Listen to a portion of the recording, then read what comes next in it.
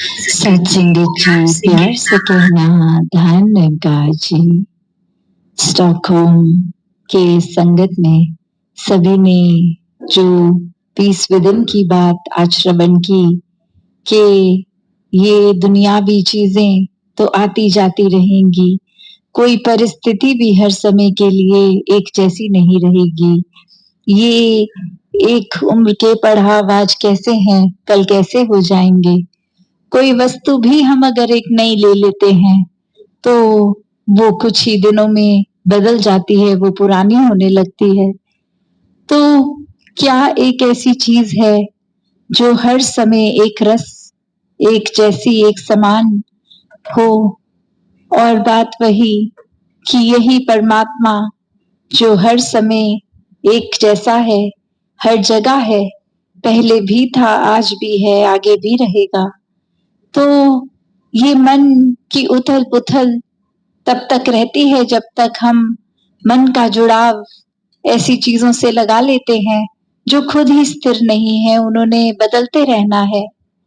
तो मन को एक स्ट्रेंथ देने के लिए, एक खुद अपने मन को पक्का करके एक रस रखने के लिए, तो वो एक ही एक रूप इस परमात्मा का, इस निराकार का, किसी भी नाम से हम बुलाएं ये सच्चाई, तो जब इसके साथ जुड़ जाते हैं तो वही परमानेंस हमारे अंदर आती है, वही स्टेबिलिटी हमारे अंदर आती है। फिर एक दुख सुख तो जीवन में अपने नियमित रूप से आता रहेगा, पर उसका असर एक मानसिक रूप में, एक मन के रूप में ऐसा चढ़ता नहीं कि फिर एक ज्यादा देर के लिए मन उदास रहे, या फिर एक खुशी भी इतनी ज्यादा हद पार ना हो जाए कि वो चीज जाए तो उसका बहुत गम हो। तो कैसे ये हर समय एक रस, ये रहने के लिए जो सुकून की बात हो रही है, ये हमारे अंदर हर समय का रहने के लिए इस निराकार को पहले जानकर फिर ऐसे विश्वास करके और ये सुकून का जीवन शुरू होता है, भक्ति का जीवन शुरू होता है। और ये भक्ति फिर एक उस तरह नहीं होती कि एक अनजाने रास्ते पर हो, ये बहुत ही जानकर इस परमात्मा को इतने करीब होकर कि एक मिक हो गए, और ये प्रेमा भक्ति का रूप लेता है। ये फिर प्यार का रिश्ता इस परमात्मा से, और यही प्यार फिर हमारे अंदर जो हम हर जगह हर एक तक भी पहुंचाते हैं। तो बात वही कि बिना भेदभाव किए फिर हर एक से आदर सत्कार प्यार होता है। ये भाव वही समदृष्टि का, ये एक कारण अब दिल नहीं ढूंढता कि किसी से नफरत की जाए। अगर कोई हमसे अलग है, किसी के इंटरेस्ट या कोई कल्चर या खाना पीना, कोई भी चीज हमसे मेल नहीं खाती, तो वो कारण ना बना जाए एक नफरत का, बल्कि एक उस तरह से देखा जाए हर एक को कि अगर कोई हमसे अलग है तो उनके गुण भी कितने सारे होंगे जो हम में नहीं है। तो हर एक से ये सीखने की भाव, ये मन फिर एक के साथ जुड़ के हर एक में ये एक देखता है कि ये परमात्मा हर एक में है, ये परमात्मा तो पूरे ब्रह्मांड में है। तो कोई भी चीज से अनगिनत चीजों को सीखा जा सकता है। एक मन में फिर हर एक को साथ लेके चलने की भावना आती है, किसी को गिराकर खुद ऊंचा उठने की भावना नहीं रहती। हर एक में यही रूप आता है कि सभी अपने हैं। जो अभी हमने वासुदेव कुटुंबकम की भी भावना सुनी कि यही भाव फिर कोई ऊपरी सिखाई की तरह नहीं होता कि कुछ घंटे किसी से मिलना है तो इस प्रकार का अपना आचरण रखें, व्यवहार रखें। नहीं, फिर तो वो हमारी रग रग में वो प्यार, वो व्यवहार भर गया है। फिर कोई कैसा भी हमारे साथ हो, कोई रूड हो, कोई गलत बोल रहा है, उसके लिए भी परमात्मा से अरदास ही निकलेगी। और जो बहुत ही करीबी, बहुत प्यार करते हैं, उनके लिए भी। तो मन फिर ये भेदभाव नहीं करता। मन उस वजह से किसी के साथ वैसा व्यवहार नहीं करता कि उन्होंने ठीक व्यवहार किया तो हम पलट के ठीक व्यवहार करेंगे। नहीं, वो एक अच्छाई तो फिर हमारे अंदर है। ये जब हम प्यार की जिक्र करते हैं, प्यार का जिक्र करते हैं, तो ये प्यार हम पहले खुद बन गए हैं। ये प्यार करना नहीं, ये प्यार बनने की बात है। जब प्यार खुद ही है तो फिर हर एक को वो प्यार ही छुएगा। तो फिर ये एक सोचने की बात उस तरह से नहीं कि एक डेलिबरेटली सोच के कोई एक व्यवहार पहले से प्री प्लान किया हो कि कोई आएगा, हम उसको देख के मुस्कुराएंगे, उसका हाथ मिलाएंगे और उसको कोई कॉम्प्लीमेंट देंगे और ऐसे हम उसके एक अच्छी गुड बुक्स में आते जाएंगे। नहीं, फिर तो एक दिल खुद ही किसी को भी मिले, वो अपने बेगाने का फर्क ही खत्म हो जाता है। फिर हर कोई अपना है, तो फिर कोई स्ट्रेंजर भी स्ट्रेंजर नहीं। तो अपने आप में ही हर एक के जब हम करीब आते हैं, संपर्क में आते हैं, तो वो प्यार ही एक दिल से दिल को जोड़ता है। जो अक्सर हम सुनते भी हैं कि बिल्डिंग ब्रिजेस नॉट वॉल्स। ये दिल के आसपास हमने ऐसे अक्सर दीवारें बना लेते हैं जो खुद ही, और उसमें खुद ही घुट जाते हैं। एक दायरा अपना खुद का ही हम छोटा कर लेते हैं। और वहीं अगर प्यार के पुल बनेंगे दिल से दिल तक, तो ये जीवन कितना अलग हो जाएगा। फिर एक खुद ही ये सेल्फलेस सर्विस की भी जो बात आती है, ये हर एक तक खुद पहुंचने की बात आती है। ये एक फिर इंसान को पता है कि इस संसार में आए हैं तो अपने जीवन को जहाँ स्पिरिचुअली भी एक ग्रो करना है, वहाँ सोशली भी, ये सामाजिक रूप भी फिर इसी तरह है कि हर कोई अपना है। ये सेवा भाव है और हर एक के लिए जिस प्रकार भी एक अच्छी चीज की जा सके, एक उनके आराम के लिए कोई भी हमसे कदम इस तरह का लिया जाए जो किसी को खुशी दे सके, आंसू पोंछने वाले कर्म बन जाते हैं। फिर ये कोई दिमाग में आंकड़ा नहीं रह जाता कि अगर हम किसी के लिए कुछ कर रहे हैं तो उन्हीं के लिए करें जो किसी समय पलट के हमारे किसी दिक्कत में, कोई मजबूरी में काम आएंगे। नहीं, फिर ये तो प्यार का रिश्ता ही है और ये प्यार फिर हिसाब किताब नहीं जानता। ये प्यार हर एक से है। ये बेमतलब एक कोई भी सेल्फिश रीजन का नहीं है। ये तो फिर बस प्योरेस्ट फॉर्म ऑफ लव, ये परमात्मा की वजह से है।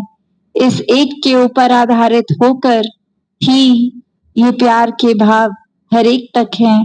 हर एक के लिए ये दिल हमेशा आदर सत्कार रखता है। तो ऐसे संतों ने भी, चाहे कोई भी हम धर्म ग्रंथ उठा ले, किसी भी युग की बात सुन लें, तो यही सिखलाया है कि कैसे अपने जीवन को हर कोई मधुरता से जी सकता है। ये वाणी भी बहुत प्यारी हो जाती है। ये कर्म अपने आप ठीक हो जाएंगे जब मन ही इस परमात्मा में लगा है हर समय के लिए, तो सोच भी हमारी किसी का या अपना भी नुकसान करने के प्रति नहीं जाएगी। फिर ये कर्म, ये व्यवहार सभी एक परमात्मा पे आधारित एक बहुत ही सही तरीके का जीवन जिएंगे और मन में छल कपट नहीं है, ये चतुर चालाकियां नहीं है, तो वाकई ही बहुत सहज हो जाएगा जीवन। ये बहुत ही आसान हो जाएगा। वरना अक्सर संसार में तो अगर किसी से एक झूठ बोलते हैं तो वो कितनी देर तो वो बोझ खुद याद रखने का भी, कि अगर वो इंसान फिर पूछेगा तो वही कहानी देनी है, वो गलती से भी हम सच्ची चीज ना उसके आगे बोल दें, या फिर कितने और लोगों को तैयार करना पड़ता है कि वो इंसान आपसे ये पूछेगा तो आपने जवाब में ये देना है। वो कितनी और पैरेलली चीजें मैनेज करनी पड़ती हैं, सिर्फ इसलिए क्योंकि जो हकीकत थी उस इंसान से वैसा नहीं कहा गया, उसको एक उस तरह से बोल दिया गया कुछ और। तो अब वो बोझ हम पर कि उस कहानी को मेंटेन करने के लिए पता नहीं कितनी बार ऐसा करना पड़ेगा एक इस रिपीट मोड में। और जहाँ एक साफ-सुथरे सच की बात है, वो आगे अगर रख दें, तो कोई बोझ नहीं है, जो है, जैसा है, वैसा ही उस इंसान के आगे रख दिया गया, तो कुछ याद रखने की ज़रूरत नहीं, एक कुछ और लोगों से बातचीत करने की ज़रूरत नहीं। और अक्सर इंसान ऐसे अपने मतलब का अपना फ़ायदा जहाँ दिख रहा है, वहाँ इस हद तक भी चला जाता है कि किसी के बारे में इतना गलत किसी को यूँ बोल दिया जाए कि ये इंसान आपके बारे में ऐसे बात कर रहा था, ऐसी सोच रखता है, मन में किसी के किसी और के प्रति एक नफ़रत का कारण ही बना देता है। क्यों? सिर्फ इसलिए कि ये करने से हमारा कोई पर्सनल फ़ायदा हो जाएगा। तो बात वही कि एक मन को जितना ज़्यादा इस परमात्मा से जोड़ेंगे, ये मन पवित्र होता जाएगा, साफ होता जाएगा और फिर फ़ोकस ये नहीं रहेगा कि हम आगे बढ़ें, दूसरे गिरते जाएँ, पीछे होते जाएँ।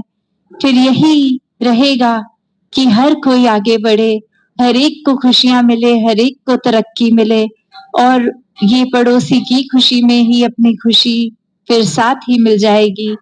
वरना तो ये हर एक को पता है कि अगर एक पड़ोसी का घर हम जलाएँगे, तो वो आग की लपटों से हमारा घर भी जला जाएगा।